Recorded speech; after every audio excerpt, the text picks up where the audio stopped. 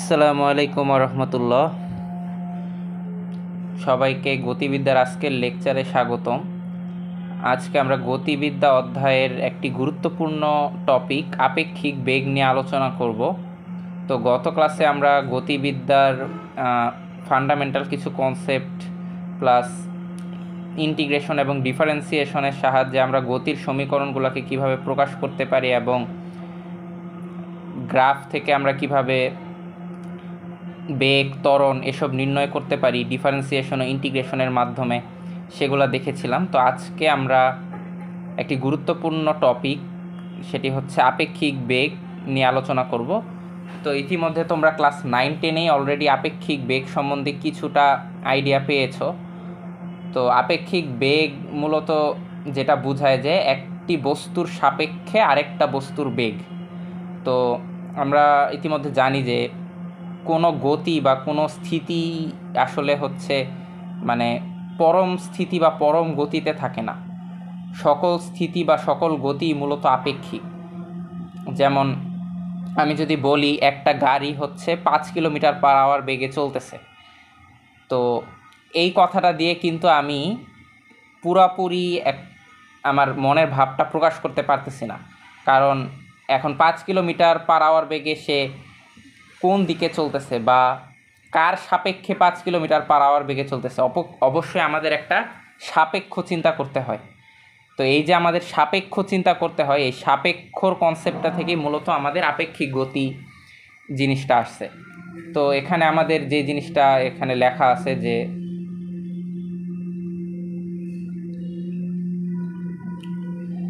আপেক্ষিক বেগ বা আপেক্ষিক গতি বলতে পরস্পরের সাপেক্ষে দুটি বস্তুর বেগ বা অবস্থানের পরিবর্তনকে নির্দেশ করে। তো যে কথাটা আমি বললাম যে একটা বস্তুর সাপেক্ষে আরেকটা বস্তুর বেগ।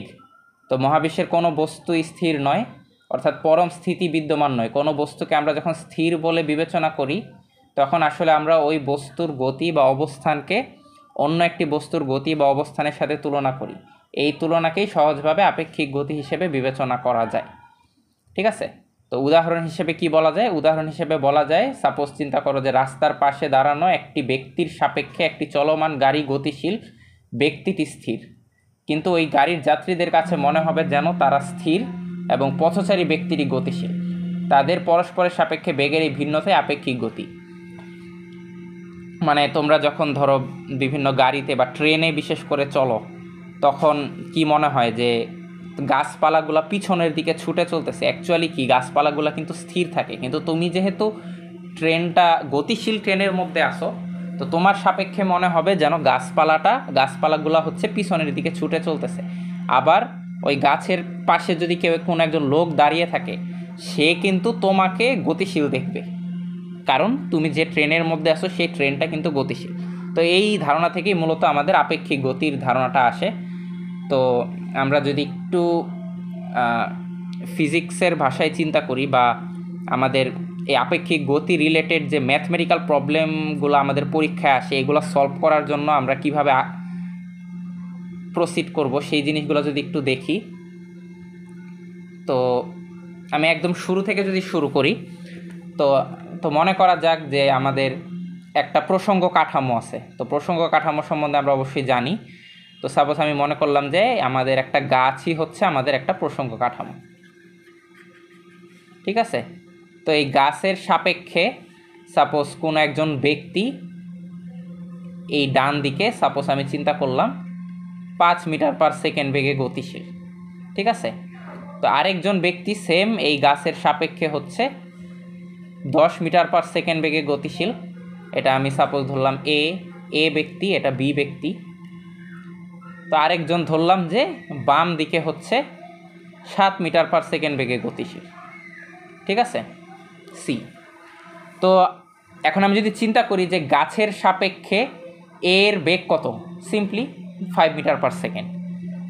যদি গাছের সাপেক্ষে বি বলি 10 মিটার পার সেকেন্ড ডান দিকে, আর গাছের সাপেক্ষে সি চিন্তা করলে 7 মিটার পার সেকেন্ড বাম দিকে। তো এখানে এই যে গাছের সাপেক্ষে আমি কথাটা বললাম, তো এখানে গাছটা কি মূলত স্থির না? তো কোনো একটা সাপেক্ষ বা কোনো প্রসঙ্গ কাঠামো যদি স্থির অবস্থায় থাকে, তাহলে ওই প্রসঙ্গ কাঠামোর সাপেক্ষে কোনো একটা বস্তুর আপেক্ষিক বেগ হবে ওই বস্তুর যে নিজস্ব বেগ সেটাই।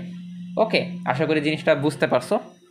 কিন্তু আমি যদি এখন বলি যে এ বস্তুর সাপেক্ষে বি বস্তুর বেগ কত, বা বি বস্তুর সাপেক্ষে সি বস্তুর বেগ কত, বা যে কোনোটা সি বস্তুর সাপেক্ষে এ বস্তুর বেগ কত, তো আমি যদি এরকম চিন্তা করি যে এ বস্তুর সাপেক্ষে বি বস্তুর বেগ কত, তো একটু আগে আমরা কি চিন্তা করছিলাম? একটু আগে আমরা চিন্তা করছিলাম গাছের সাপেক্ষে এ বি সি বস্তুর বেগ, তাই না?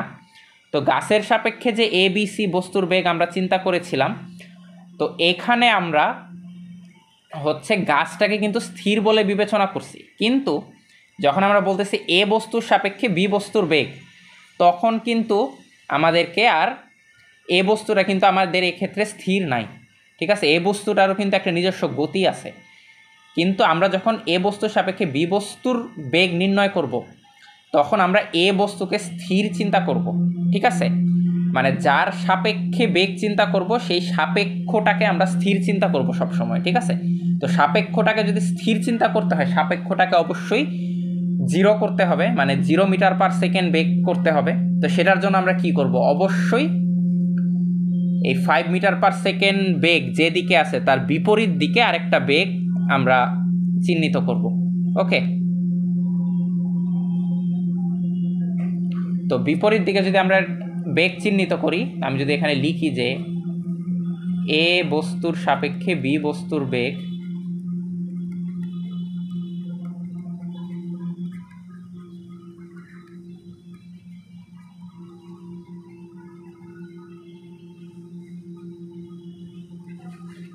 তো এটাকে আমরা এভাবে ডিনোট করতে পারি যে ভি এ বি, ঠিক আছে?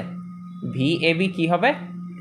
যদি জাস্ট মানটা নিয়ে চিন্তা করি, ভি এ বি, এখানে এটা হচ্ছে যার সাপেক্ষে সেটা, আর বিটা হচ্ছে যার বেগ সেটা। ওকে, আমরা এভাবে চিন্তা করব যে ভি এ বি হবে আমার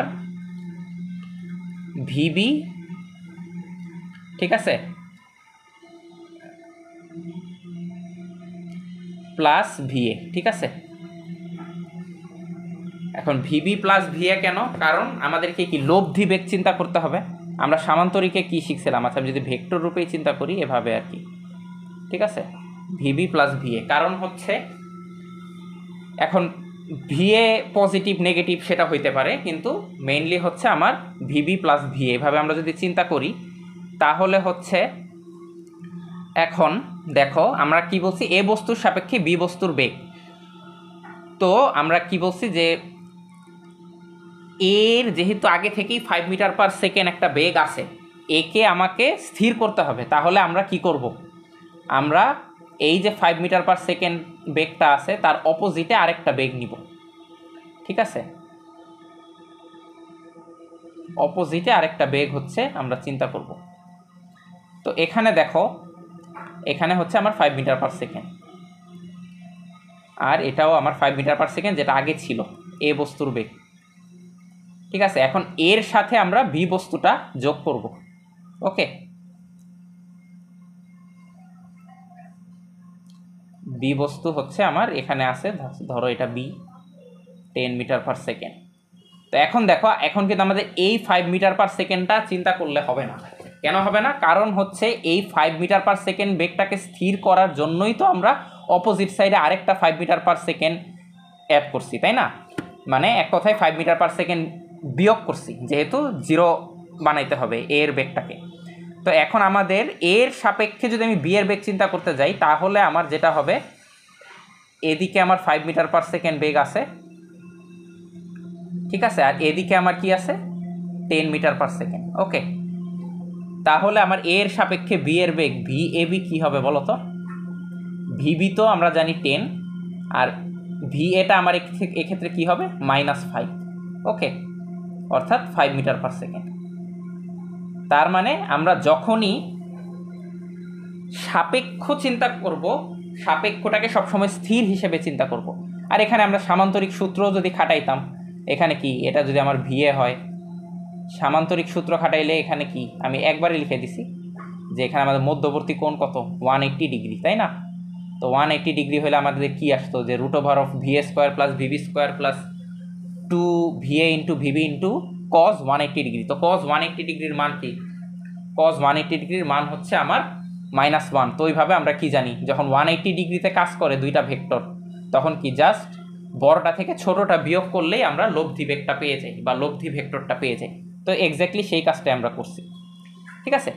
তো এখন যদি আমি বলি যে সাপোজ 10 মিটার পার সেকেন্ড আর হচ্ছে 7 metre per second, I mean B বস্তুর সাপেক্ষে সি বস্তুর বেগ। এখন দেখো বি বস্তুটা কিন্তু ডান দিকে গতিশীল, সি কিন্তু আমার বাম দিকে গতিশীল, তাই না। আমি যদি এখানে লিখি যে বি এর সাপেক্ষে সি এর বেগ,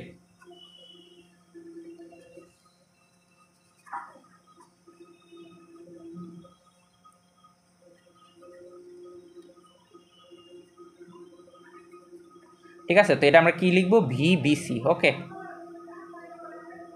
ভি বিসি। এখনও আমরা নর্মালি ভিবি প্লাস ভিসি লিখি আপাতত, যেহেতু আমরা লব্ধি বেগ বের করব। আচ্ছা, এখন কি বি এর সাপেক্ষে সি এর বেগ, তার মানে আমাদের কি করতে হবে, বি এর বেগটাকে উল্টাই দিতে হবে, আই মিন অপোজিট করতে হবে, তাই না। যেহেতু আমাদের সাপেক্ষ বেগটাকে সবসময় স্থির চিন্তা করতে হবে, তাই আমরা এখন যেটা করব, এদিকে আমার সি আছে, এখন বি এর বেগটা এদিকে 10 মিটার পার সেকেন্ড বেগ আছে ডান দিকে। আমি যদি জাস্ট বাম দিকে অ্যাড করে দিই, কারণ এটাকে আমরা উল্টাই দিব, তাই না। এখন এখানে আমার 10 মিটার পার সেকেন্ড আছে, এটা হচ্ছে আমার চিন্তা করো ভিবি, আর এটা হচ্ছে আমার ভিসি আছে 7 মিটার পার সেকেন্ড, ঠিক আছে। আচ্ছা, অবশ্যই এখানে দিক চিহ্নিত করে দেবা, 5 মিটার পার সেকেন্ড বেগ কোন দিকে, অবশ্যই ডান দিকে, তাই না, দিক চিহ্নিত করে দিবা। তো সিমিলারলি এটা আমাদের কি হবে বলো তো, এখানে যদি আমরা লিখি ভিবি হচ্ছে আমার 10 আর এটা হচ্ছে +7, 17 মিটার পার সেকেন্ড বাম দিকে।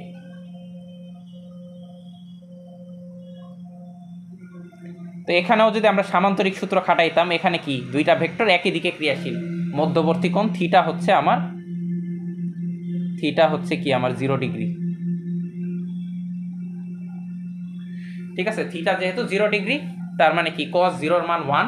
তো থিটা 0 ডিগ্রিতে কাজ করলে কি দুইটা ভেক্টরের যোগফলই হয় তাদের লব্ধি, তাই না। তো আমরা এইভাবে চিন্তা করতে পারি, দুইটা ভেক্টর যদি একই দিকে ক্রিয়া করে, তাহলে আমরা যদি একটা বস্তুর সাপেক্ষে আরেকটা বস্তুর আপেক্ষিক বেগ নির্ণয় করতে চাই, তাহলে হচ্ছে আমাদের কি করতে হবে, আমাদের হচ্ছে বড়টা থেকে ছোটটা বিয়োগ করতে হবে। আর যদি দুইটা ভেক্টর অপোজিটে কাজ করে, তাহলে যদি একটা থেকে আরেকটা আপেক্ষিক বেগ বের করতে চাই, তাহলে সিম্পলি দুইটা ভেক্টরকে যোগ করে দিব। এখন তোমরা নিশ্চয়ই বুঝতে পারতেছো, সব সময় তো দুইটা বস্তু একই দিকেই ক্রিয়া করবে না, তাই না। একটা বস্তু তো তোমার কোণ করেও ক্রিয়া করতে পারে, তাই না। মনে করো যে সাপোজ আমরা যদি সামান্তরিক সূত্রের মতো চিন্তা করি, যে সাপোজ আমার ভিএটা আছে এখন এদিকে, ঠিক আছে, আর আমার হচ্ছে ভিবি, আই মিন বি বস্তুর বেগটা আছে সাপোজ এদিকে, এদের মধ্যবর্তী একটা কোণ আছে থিটা। তো এখন যদি আমাকে বলে যে এ বস্তুর সাপেক্ষে বি বস্তুর বেগ নির্ণয় করো, ঠিক আছে, এ বস্তুর সাপেক্ষে বি বস্তুর বেগ, তাই না। তার মানে কি হবে, ভি এ বি, এটা যদি আমাকে নির্ণয় করতে বলে, তাহলে আমরা কি করব, এ বস্তুর সাপেক্ষে যেহেতু বলছে, এই যে এ বস্তুটাকে হচ্ছে উল্টাই দিব, তাই না। তাহলে এখন আমার মধ্যবর্তী কোণটা কত হবে বলো তো, মধ্যবর্তী কোণটা নির্ণয় করা কিন্তু খুবই জরুরি। মধ্যবর্তী কোণটা হবে 180 মাইনাস থিটা, তাই না। তাহলে তখন আমার সূত্র কি হবে, √of VA square plus VB square plus 2 VA VB cos 180 degree minus theta, তাই না।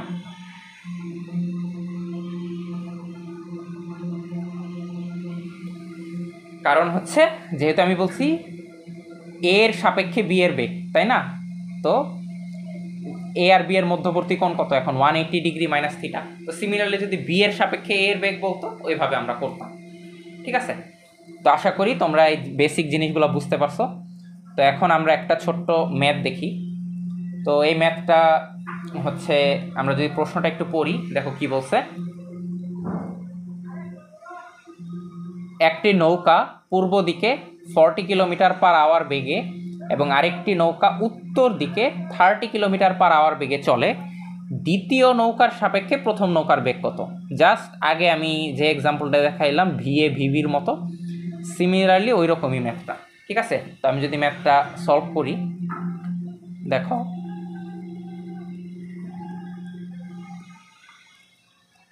একটা নৌকা 40 কিলোমিটার পার আওয়ার বেগে পূর্ব দিকে, তাই না। তো অবশ্যই আমাদের দিক সম্বন্ধে আইডিয়া থাকতে হবে। এদিকে হচ্ছে আমার নর্থ, এদিকে কি ইস্ট পূর্ব, এদিকে হচ্ছে ওয়েস্ট, আর এদিকে সাউথ, ঠিক আছে। বাংলাদেশের ম্যাপের মতো আমরা চিন্তা করব। তো পূর্ব দিকে হচ্ছে 40 কিলোমিটার পার আওয়ার বেগে যাচ্ছে, ঠিক আছে। একটা নৌকা আমরা ধরলাম এটা V1, ঠিক আছে, প্রথম নৌকা, ঠিক আছে। এটা কত, 40 কিলোমিটার পার আওয়ার,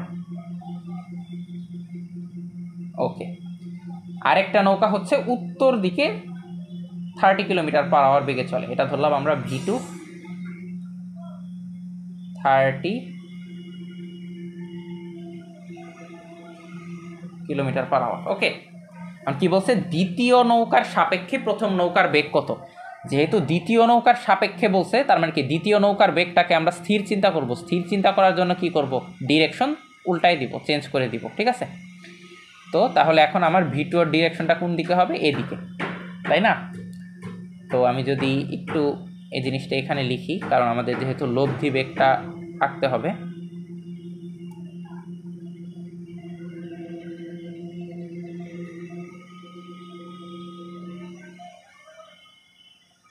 এখানে আমরা সাপোজ V1টা লিখলাম। V1 কত ছিল আমার, 40 কিলোমিটার পার আওয়ার, ঠিক আছে। আচ্ছা দেখো, এখন আমাদের যেহেতু দ্বিতীয় নৌকার সাপেক্ষে প্রথম নৌকা বলছে, দ্বিতীয় নৌকার বেগটাকে আমি উল্টাই দিলাম, ঠিক আছে। উল্টায়ের মান কিন্তু চেঞ্জ হবে না, মান কিন্তু V2ই থাকবে, জাস্ট ভেক্টরের ডিরেকশনটা চেঞ্জ হবে। তো এটা কিন্তু V2ই থাকবে, বা আমি এভাবে লিখতে পারি মডুলাস অফ -V2, একই জিনিস, ঠিক আছে। মান কি, মান কিন্তু 30ই থাকবে। তো দেখো এখন আমাদের দুইটা ভেক্টর, একটা ভেক্টর এদিকে কাজ করতেছে, একটা ভেক্টর এদিকে কাজ করতেছে, মধ্যবর্তী কোণ কত, আলফা। আলফা হচ্ছে আমার 90 ডিগ্রি, ওকে। তো মধ্যবর্তী কোণ 90 ডিগ্রি, তার মানে ভেক্টরটা হচ্ছে এই বরাবর কাজ করবে, ওকে। লব্ধি ভেক্টরটাই মূলত কি, আমার আপেক্ষিক বেগ, ঠিক আছে। তাহলে আমাকে কি বলছে, দ্বিতীয় নৌকার সাপেক্ষে প্রথম নৌকার বেগ, তাই না। তো দ্বিতীয় নৌকার সাপেক্ষে প্রথম নৌকার বেগ কি হবে, V21, যেহেতু সাপেক্ষটা আগে থাকে আর যার বেগ সেটা পরে থাকে, ঠিক আছে। তো আমি যদি লিখি যে দ্বিতীয় নৌকার সাপেক্ষে প্রথম নৌকার বেগ V21, এটা কি হবে, আমি যদি সামান্তরিক সূত্র খাটাই, √of V1 square plus V2 square plus 2V1 V2 cos alpha, তাই না। এখানে cos আলফা কি 90 ডিগ্রি, যেহেতু cos 90-র মান 0, আমি একবারে যদি লিখে দিই, এটা কি হবে বলো তো, V1 square plus V2 square, তাই না। তো V1 আর V2-র মান বসায় দাও, 40, তো এটা করলে আমাদের আসবে 50, ঠিক আছে, 50 মিটার পার সেকেন্ড। আচ্ছা, যেহেতু নৌকার বেগ বলছে, তার মানে কি বেগের একটা মান থাকবে, একটা দিকও থাকবে অবশ্যই, ঠিক আছে। তো আমি ধরলাম যে এই লব্ধি বেগটা, আপেক্ষিক বেগটা হচ্ছে আমার V1 এর সাথে থিটা কোণ উৎপন্ন করে, ঠিক আছে। পরীক্ষায় তোমরা এগুলা কথাই লিখে দিবা, যে পরীক্ষার খাতায়, আমি এখানে লিখলাম না, যে আমাদের V21 যেই বেগটা, আপেক্ষিক বেগটা, সেটা হচ্ছে আমার এই V1 বেগটার সাথে বা পূর্ব দিকের সাথে, যেহেতু V1 বেগটা পূর্ব দিকে ক্রিয়াশীল, তার সাথে থিটা কোণ তৈরি করে, উৎপন্ন করে, ঠিক আছে। তাহলে আমরা কি লিখতে পারি বলতো, tan থিটা সমান আমরা লিখতে পারি যে V2 sin আলফা, আশা করি এই সূত্রটা তোমরা জানো ভেক্টর থেকে, V1 plus V2 cos alpha. আর এখানে যেহেতু তোমার আলফার মান 90 ডিগ্রি, এখানে সাইন আলফা হচ্ছে সাইন 90-র মান হবে 0, আর এখানে সাইন 90-র মান হবে 1, আর cos 90-র মান হবে 0। তো আমরা একবারে লিখতে পারি যে V2/V1, ঠিক আছে। তো V2 আর V1 এর মান বসায় দাও, 30/40, ঠিক আছে। তাহলে থিটাকে যদি আমরা tan ইনভার্স করে দেই, তো থিটা আমাদের আসবে কি, tan ইনভার্স 3/4, ঠিক আছে। এটা যদি আমরা ক্যালকুলেট করি 36.87 ডিগ্রি আসে, ঠিক আছে। তো বলে দিবা যে 36.87 ডিগ্রি কোন দিকে, অবশ্যই পূর্ব দিকের সাথে, ঠিক আছে, পূর্ব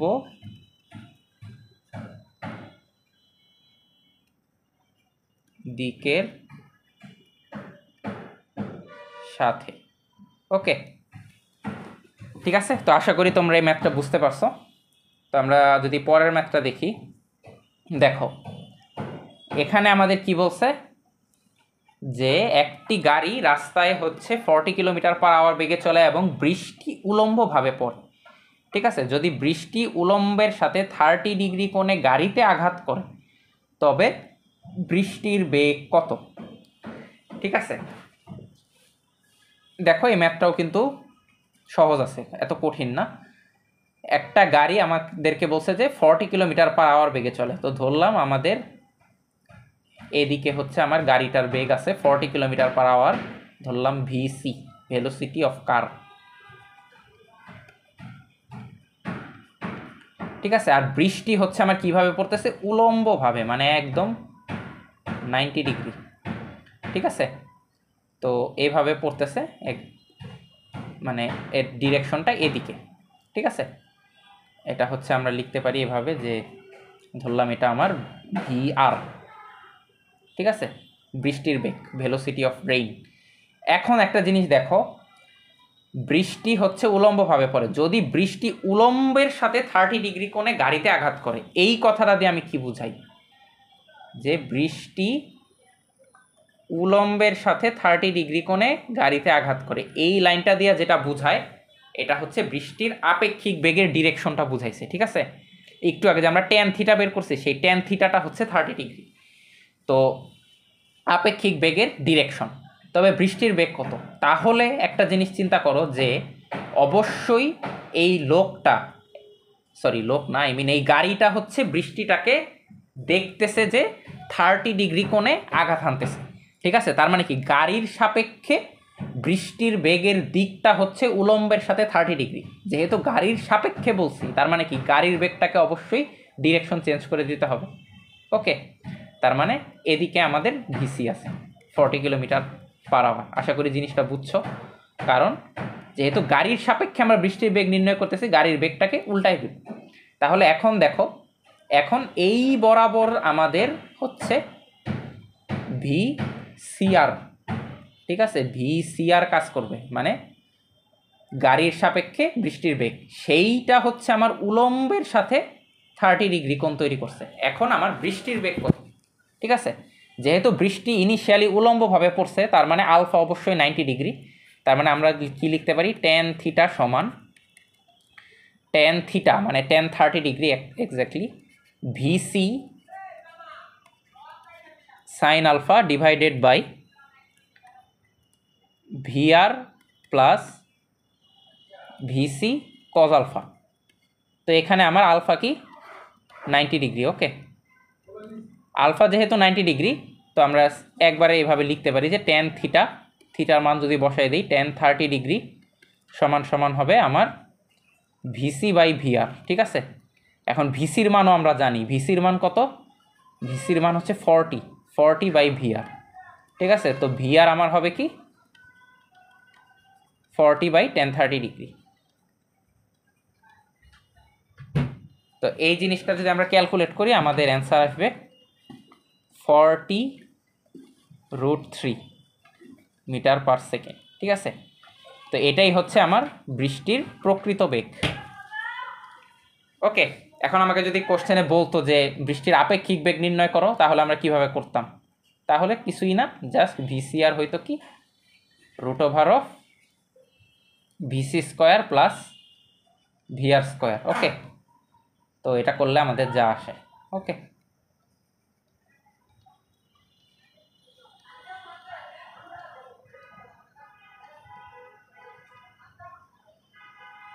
আচ্ছা, এখন আমরা পরের ম্যাথটা দেখি। দেখো এই ম্যাথটাও ঠিক আগের ম্যাথটার মতোই।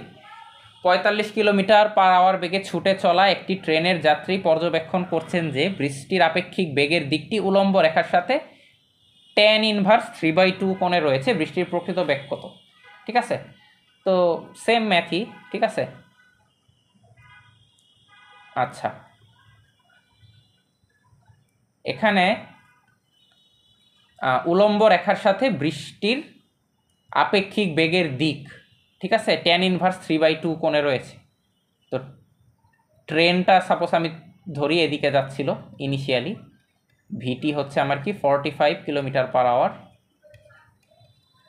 তো যেহেতু ট্রেনের সাপেক্ষে বৃষ্টির বেগ আমরা নির্ণয় করব, তো বৃষ্টির বেগ মানে বৃষ্টিটা অ্যাকচুয়ালি কিভাবে পড়তেছে এটা যেহেতু বলা নাই, আমরা ধরে নেই বৃষ্টি উলম্বভাবে পড়তেছিল ইনিশিয়ালি, ঠিক আছে। তো এটা হচ্ছে আমার বৃষ্টির বেগ, ঠিক আছে। তো এইটা আমার কি হবে, ট্রেনের সাপেক্ষে বা ওই ট্রেনের যাত্রীর সাপেক্ষে হচ্ছে বৃষ্টির আপেক্ষিক বেগ ভি টিআর। ওকে, তো এটা হচ্ছে আমার উলম্বের সাথে tan ইনভার্স 3/2 কোণ তৈরি করছে, ঠিক আছে। তো এটাও আমার কি হবে ভিটি।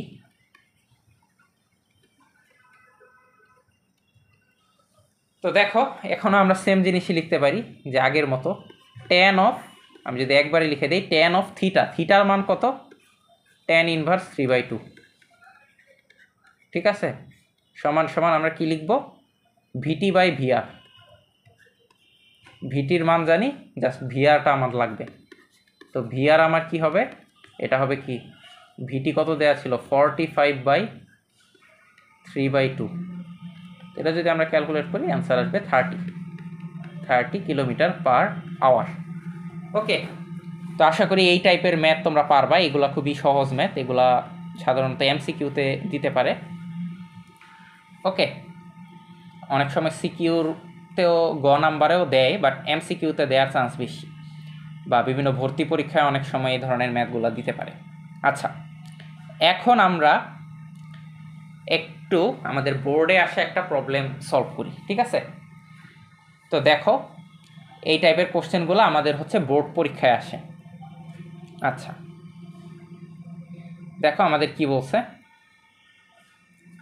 কোনো এক বৃষ্টির দিনে নাফিসা জানালার পাশে দাঁড়িয়ে দেখছিল বৃষ্টি উলম্বভাবে 6 কিলোমিটার পার আওয়ার বেগে পতিত হচ্ছে। নাফিসা লক্ষ্য করলো রাস্তায় একজন লোক 4 কিলোমিটার পার আওয়ার বেগে হাঁটছে এবং অপর একজন লোক 8 কিলোমিটার পার আওয়ার বেগে সাইকেলে যাচ্ছে। আচ্ছা, তাদের উভয়ের ছাতা ভিন্ন ভিন্ন কোণে বাঁকাভাবে ধরা, ঠিক আছে, স্বাভাবিক যে বৃষ্টি যেহেতু পড়তেছে, একজন লোক হচ্ছে তোমার 4 কিলোমিটার পার আওয়ার বেগে হাঁটতেছে, আরেকজন 8 কিলোমিটার পার আওয়ার বেগে সাইকেলে যাচ্ছে। তো ডেফিনেটলি তুমি যদি বৃষ্টি যেহেতু উলম্বভাবে পড়তেছে, তুমি তো আর উলম্বভাবে ছাতা ধরতে পারবে না, যেহেতু তোমার নিজস্ব একটা বেগ আছে, অবশ্যই ওই বৃষ্টির বেগের সাথে কিছুটা কোণ করে তোমাকে ছাতাটা ধরতে হবে, ঠিক আছে। তো ফার্স্টে বলছে আমাদের উদ্দীপকে হেঁটে চলা লোকটির সাপেক্ষে পরন্ত বৃষ্টির লব্ধি বেগ কত, মানে আপেক্ষিক বেগ কত, ঠিক আছে, মানে হেঁটে চলা লোকের সাপেক্ষে বৃষ্টির আপেক্ষিক বেগ কত। আচ্ছা, পরে বলছে যে হেঁটে চলন্ত লোকটির এবং সাইকেলে চলন্ত লোকটির ছাতা একই রকমভাবে বাঁকানো নয়, স্বাভাবিক যেহেতু তাদের বেগের তারতম্য আছে। তো এটাই আমরা একটু ম্যাথমেটিক্যালি দেখি, চলো, ঠিক আছে।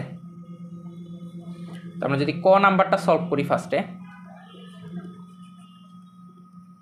দেখো কি বলছে, বৃষ্টি হচ্ছে আমার উলম্বভাবে পতিত হচ্ছিল, ঠিক আছে, তার মানে বৃষ্টির বেগ কিন্তু ফিক্সড, এই বরাবর আমার কি বৃষ্টির বেগ। ওকে, এই বরাবর বৃষ্টির বেগ কত, ভি আর ধরলাম আমি 6 কিলোমিটার পার আওয়ার। আচ্ছা, এখন একজন লোক হচ্ছে আমার কি 4 কিলোমিটার পার আওয়ার বেগে রাস্তায় হাঁটছে, তো আমি ধরলাম যে V1, আচ্ছা VM1 ধরলাম, ঠিক আছে, ভেলোসিটি অফ ম্যান 1, ঠিক আছে, তার বেগ হচ্ছে কত 4 কিলোমিটার পার আওয়ার বেগে। আর আমাদেরকে কি বের করতে বলছে, আমাদেরকে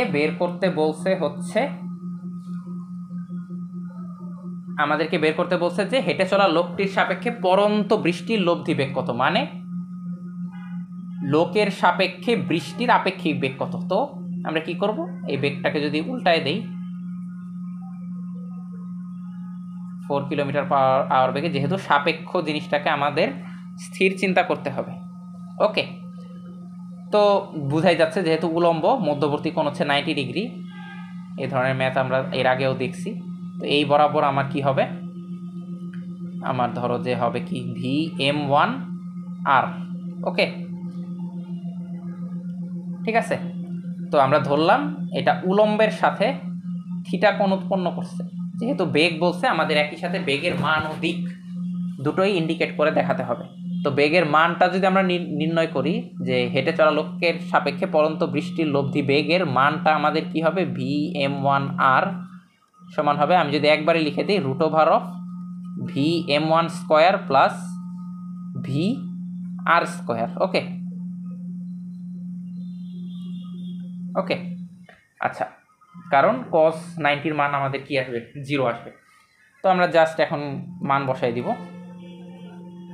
এটা কত, এটা হচ্ছে 8। আচ্ছা হ্যাঁ, আচ্ছা না, ঠিক আছে, 8 না, 4। ওকে, √of 4 square plus 6 square. Okay, তো এটা যদি আমরা ক্যালকুলেট করি, 16 আর 36 ক্যালকুলেট করলে আমাদের আসতেছে √of 52। ঠিক আছে, √of 52 metre per second.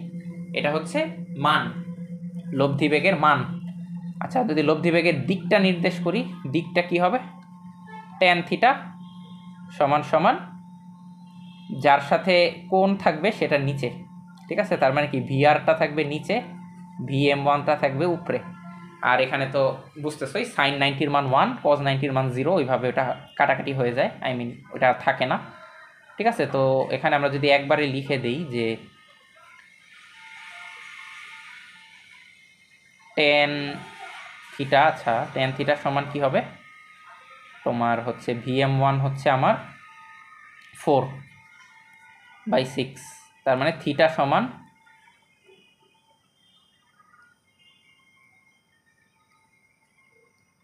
tan inverse 4/6।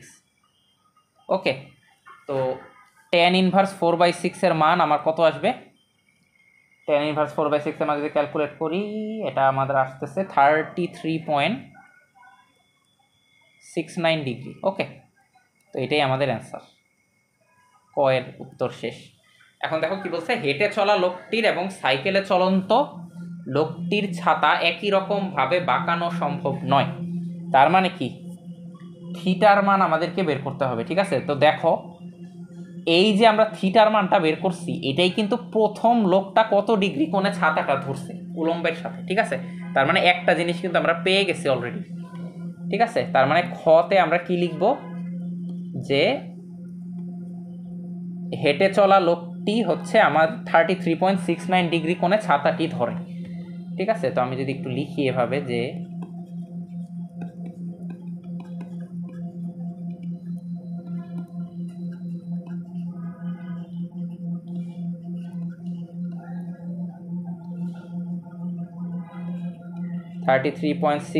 Degree কোণে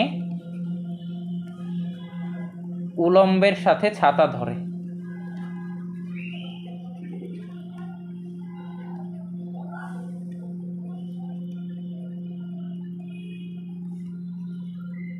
ঠিক আছে, এটা আমরা কি ক থেকে পাইছি। ঠিক আছে,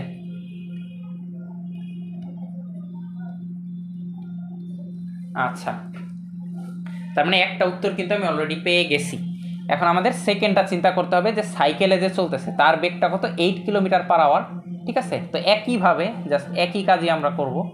বৃষ্টি এদিকে আমার পড়তেছে 6 কিলোমিটার/আওয়ার বেগে। এখন আমরা যদি ভেলোসিটি অফ ম্যান 2 ধরি, এটা হচ্ছে আমার 8। ঠিক আছে, তো তার সাপেক্ষে বৃষ্টির বেগটা কোন দিকে হবে, এই দিকে হবে। ঠিক আছে, আমি যদি এভাবে লিখি,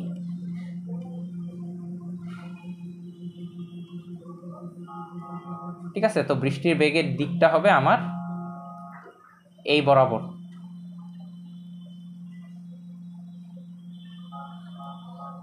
ঠিক আছে, তো এটা যদি উলম্বের সাথে আমার সাপোজ চিন্তা করলাম বিটা কোণ তৈরি করছে। ঠিক আছে, এর আগেরটা যেহেতু থিটা ধরছি, এটা বিটা, তো আমরা সিম্পলি লিখব কি, tan বিটা সমান VM2/VR, যেটা আমার আসতেছে কি 8/6, তার মানে বিটা সমান হবে tan ইনভার্স অফ কি হবে 4/3 লিখতে পারি আমরা, ঠিক আছে। তো এটা যদি আমরা ক্যালকুলেট করি, এটা আমাদের উত্তর আসতেছে কত, 53.13 ডিগ্রি। তার মানে দেখো প্রথম লোকটা কিন্তু, যে লোকটা হেঁটে চলতেছিল সেই লোকটা হচ্ছে ছাতা ধরছে 33.69 ডিগ্রি কোণে, আর যে সাইকেলে চলতেছিল সে কি 53.13 ডিগ্রি কোণে ছাতা ধরছে। তাহলে আজকের ক্লাসটা এ পর্যন্তই। পরবর্তী ক্লাসে আমরা আপেক্ষিক বেগের আরও কিছু ম্যাথ নিয়ে আলোচনা করব। সে পর্যন্ত সবাই ভালো থাকো, সুস্থ থাকো। আসসালামু আলাইকুম।